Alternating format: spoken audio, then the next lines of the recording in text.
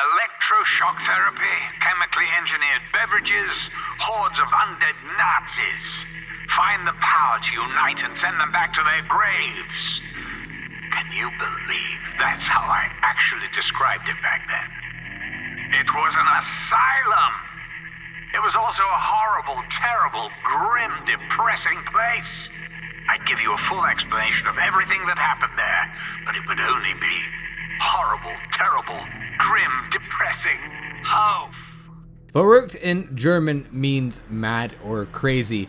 Not a better name for a zombie map than Verruckt, because when you first spawn in, you're going to be horrified. As you make your way through the asylum, which was once a place for those with mental problems, you'll really start to feel the horror that goes on in this place before and after the zombie outbreak. In more recent maps like in Black Ops Cold War and even in Black Ops 4, the maps aren't really unsettling. But in World at War, there's not a map that does it better than Verruckt, and I would argue that this map has to have the most creepy atmosphere out of every zombie map that we actually have.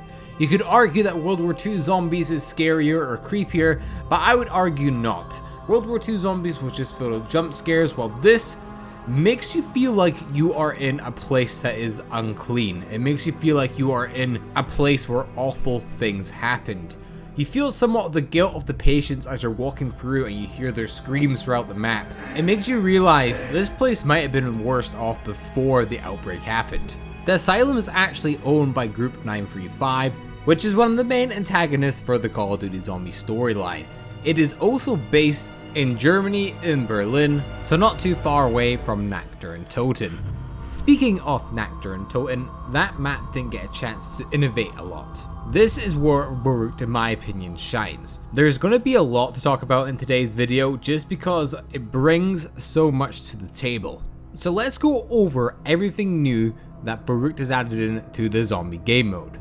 First of all, we have our first 4 set of proper characters. And this is featuring one of the characters that we have in the storyline later on, as we all know him, Tank Dempsey. We also have John Banana, Smokey, and Paxton Gunner Ridge, which, fun fact, we didn't actually know the identity of until almost 10 years later with Black Ops 4. Something that also differs to Nacktor and Toten and Verruckt is the zombie behavior. For some reason, the zombies are a lot more aggressive in Verruckt than in Nacktor and Toten, and zombies are now able to attack players through the barriers, which they could not do in Nacktor and Toten. The zombies are also a lot faster on this map, and if you're not running a pistol or something, these zombies are going to be able to catch up with you and sprint faster than you easily. So it's important that when you're playing Verruckt, you have to have something very lightweight, or you will be downed. So it's kind of like they turned zombies onto hard mode for this map and then just took it away in the future. I don't know what went behind this. It's more of a fun little goofy error, I think, than anything, or maybe they were testing out the zombies hits and maybe trying to adjust it somewhat, but it never really came back, so what are you gonna do? But now we move on to the features. Now, this map features so many new things that we had not seen in zombies before in Nacktor and Toten. The first thing being the power switch. The power switch is a utility that can be found opposite side of the spawn rooms. It's free, of course, like we experience in a lot of maps. All you have to do is buy the doors and then go and turn it on. This is going to turn on power in the facility. This means that we'll be able to get power for our perk machines and our electric traps, which we'll be talking about very soon. Once you also do this, you'll remember back at spawn, there are 2 rooms, and there's a door in the middle of them that can only be opened by power. This also splits up the players when you spawn in. By turning on the power, that door opens and then you can meet your friends again. But now moving on to probably the biggest update in this, and that is going to be the perks. Now, we experience our 4 first perks for the first time in Call of Duty Zombies. Them being Juggernaut, which increases the player's health to 250, allowing them to survive 4 hits from zombies as opposed to 2 without Juggernaut, and is priced at 2,500 points. Then we move on to Quick Revive, which halves the time it takes to revive another player. Now, you might be thinking, oh, it also revives me as well. Well, Quick Revive in this game actually doesn't do that.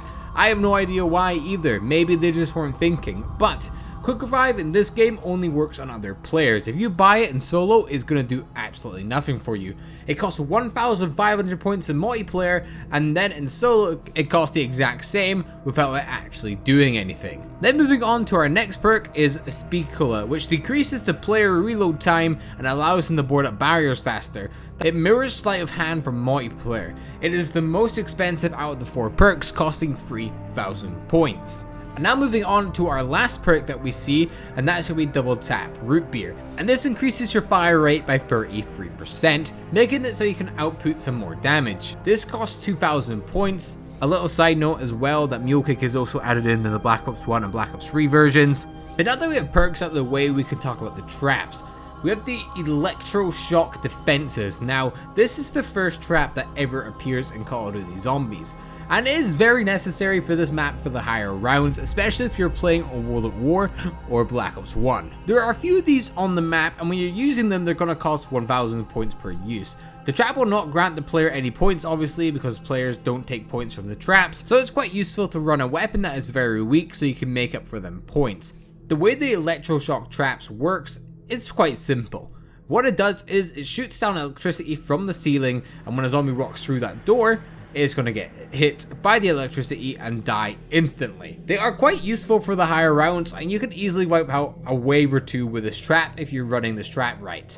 It is also worth noting that if you run through this without Juggernog, you are going to go down. But if you do have Juggernog, you're going to be able to run through this quite easily. With Verruckt innovating with new stuff, it also expands on the old stuff. And what I mean by this are our weapons. We have a few good new weapons added to the mystery box for us to use, and even something a little bit special we'll get to talking about later. First of all, we have the PPSH-41. Now, if you ever played World at War, you know this gun is god tier. Everyone loves this gun, everyone appreciates this gun. It is one of the best SMGs in Call of Duty Zombies, and one of the best guns, period. We also see the STG-44, which is a good gun. It's not the best thing in the world, but it's pretty good. And then we have the MP40 as well. Now, that little special something I was talking about before is going to be the Bouncing Betties. These are like your trip mines, your claymores from future games, but essentially they're that, and they do quite a lot against the zombies, but they're not super ideal for the higher rounds. They're fun to use, and if you're camping, which a lot of people do in this map, especially in the early days, camping was the best strategy to do this. You put a bunch of your Bouncing Betties down, and then they just explode everywhere, and you would kill a bunch of zombies in the process. And talking about the new weapons, obviously they come from the mystery box. Now, the mystery box has actually been in several locations, so now it does something quite different than Nacture and Toten. Obviously, you remember that in Nacture and Toten, you could hit the box constantly and it would just stay in one place. What actually happens now is that the mystery box will move to a different location once you've hit it so much. You'll know this has happened because once you hit the box too many times, a teddy bear will appear and the box will float in the air and disappear. Now, with all these innovations that I've just been over, pretty much everything in this was brand new. So why is it that the map kind of gets a little bit of hate? Now, I don't mean like hate as in the map's bad, but I feel like just in general, people really don't pay too much attention to this map. And I think it comes down to one factor alone, to be honest, and that is just going to be difficulty. Now, Verruckt is by no means an easy map. It's probably one of the hardest maps we've had in Call of Duty Zombies. And you gotta remember, we came from Nacture and Toten to this. And Nacture and Toten was relatively easy, despite the zombies being sometimes slightly sticky, it was still pretty easy. Whilst in Verruckt, it just feels like you're constantly getting outrun by zombies in tight corridors, and unless you learn the spawns of the map, there's not really much you can do about it. I would compare it to 5. 5 sort of level of difficulty. 5 again is by no means an easy map, but it has this somewhat underlining hate towards it by a lot of the community. I think people have definitely grown on the map 5 in later years, but the hate is still definitely there. And that map and Verruckt are very, very similar. Well, first of all, the main wonder weapon doesn't kill instantly, and you're going to be getting through most of your rounds by using traps and wall weapons to get points to activate them traps. Originally, both the maps only featured the 4 base perks. Mule Kick eventually came to 5 later on in its life cycle, but pretty much it only had the 4 perks at the time of launch. Alongside this, both the maps are very tight quartered and you can get stuck pretty easily. I think this is the main reason why Verruckt gets kind of shrugged off as a mediocre map. It's a shame because going back to it, it's a really enjoyable map to play and it's a lot of fun. And I think the strongest point about it is the atmosphere, and don't get me wrong, there's been some maps with some amazing atmosphere in COD Zombies.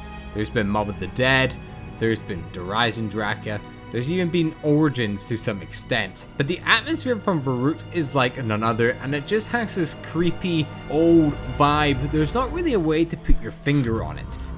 If I was going to compare it to a certain type of fear or anxiety, this is what I compare it to. It's kind of like watching a Mr. Nightmare video on your phone late at night. You're nice and cozy in your bed, you pull out your phone, you're like, you know what, I want to watch some Mr. Nightmare videos because why not? And then after it, you feel very unsettled and you don't want to go to sleep. I feel like this map creates the same sort of vibe as that. Imagine playing this at night, it feels like an actual horror game. As Zombies was probably trying to do originally, and then they sort of strived off into the more funny, goofy character side of things. But this feels like its own separate entity to a certain extent. And for Verruckt to be the second map in Call of Duty Zombies and be able to compete on future maps with atmosphere, I find that crazy to me. I don't think Treyarch has quite reached the atmosphere of Verruckt in a lot of their maps. Maybe Mob of the Dead, but other than that, not really. In future maps, you're not so much scared, it's more you're just kind of unsettled. Like in the rest of World at War, we have Shinonuma and Duris. They give off a very different atmosphere than Verruckt. It's not scary, it's more just like there's a threat here. The same could be said with Black Ops 1, 2, except Mob of the Dead of course, 3 and 4, where the maps are necessarily not scary, but they're in more appealing locations as time goes on, and they're a lot more enjoyable to look at. But there is atmosphere there, it just can't hold up to Verruckt's atmosphere, which again I think is the strongest point about this map. I don't think there'll ever be a map quite like it again. I think the fear factor also comes from the fact when we played this map, a lot of us were kids, and this is when we were scared of the zombies. I remember back in the day when I was scared of zombies, and now it's just like, I'm not scared of zombies. But going back to Verruckt, you definitely do get kind of nervy and anxious when you're playing the map, because it is tight quarters. The zombies run stupidly fast. You don't have an amazing wonder weapon. You have the ray gun, but it isn't going to do too much on the higher rounds. With this and just the unsettlingness of the screaming that you hear throughout the map as well, and the raindrops from inside the building hitting your face and blinding your screen for a small period of time, the map just throws you off and makes you feel like, wow, I am stuck here in this god-awful place. I want out, but I can't get out. But with all the positives we've been through today, is there anything really negative to talk about the map? Now, it's quite hard to pinpoint negative stuff about the early on days in Call of Duty Zombies, just because there's not a lot to compare it to. But if I was comparing it to NAC, first of all, I would say that there's not a great training spot, and that's not amazing. Sure, Treyarch didn't know that was the idea at the time, that people would be using training spots in the future to get to higher rounds. I think Treyarch's main idea was, okay, well they're just going to sit in a corner anyway, so let's make a few camping spots and that will be that. This is actually quite a big possibility because they even made a separate room in this map for camping in the spawn room. If you go to one of the sides of the spawn room, you'll see the store here you can buy, and it has a bar inside it. And it's a pretty great spot for you and your friends to camp. But in the map, there's not really any great training areas. There is one area that you can kind of train in, but it's still quite difficult with the way the zombies work in Verruckt. And the fact that they run faster than the transit bus really doesn't help either.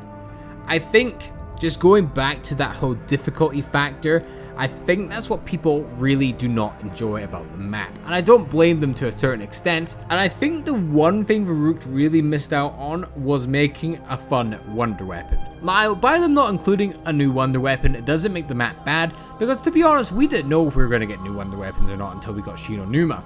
But I feel like if they were to add in the Wonderwolf to Verruckt, it would probably be a lot more necessary than Shinonuma, because first of all, there's so much electricity going on in the map, and the Wonderwolf obviously shoots electricity.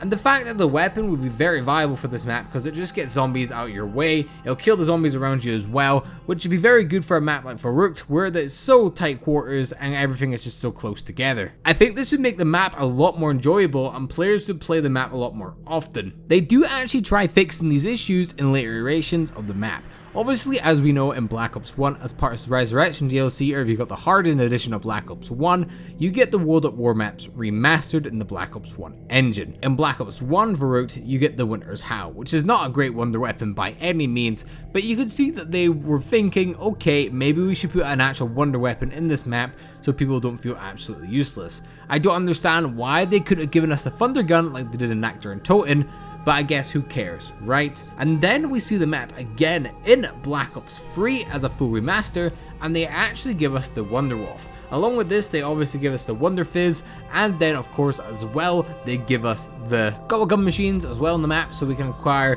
our Pack-a-Punch weapons by using our certain Gobblegums. But this doesn't really fix the problem of there not being Pack-a-Punch or an actual wonder weapon in the map.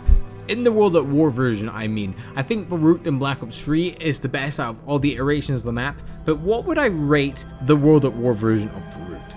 I think it is very much so a huge improvement over Actor and Toten, and it brings so many things to the table.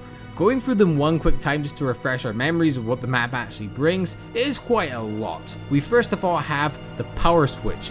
The new feature that is power that we've never seen before in a Call of Duty Zombie map, being Actor and Toten obviously or not. It is quite a lot to bring to the table. This obviously turned on our Perca-Cola machines that gave us new abilities, our traps that kill zombies a lot easier, and we also see a lot of new weapons in the mystery box. Along with this as well, we have our first set of actual proper characters, I would argue, as we see Tank Dempsey there, which is in the story for the long run. Along with this, with the map having such a creepy atmosphere, I think it deserves a solid 7.5 out of 10. Now, don't get me wrong, it is nowhere near an Origins, it is nowhere near Mob of the Dead, but it is a masterpiece in World at War, and it brings so much to the table that I feel like people just give off and don't even pay attention to. So that is why Verruckt comes in at 7.5. That's us come to the end of our episode 2 of the zombie reviews we're doing on my channel. If you guys did enjoy, make sure to subscribe for more zombies content for myself. Also leave a like, we're aiming for 30 likes in this video to continue the series. And yeah, leave a comment what you thought below, and thank you so much for watching. I will see you guys in the next one. Goodbye!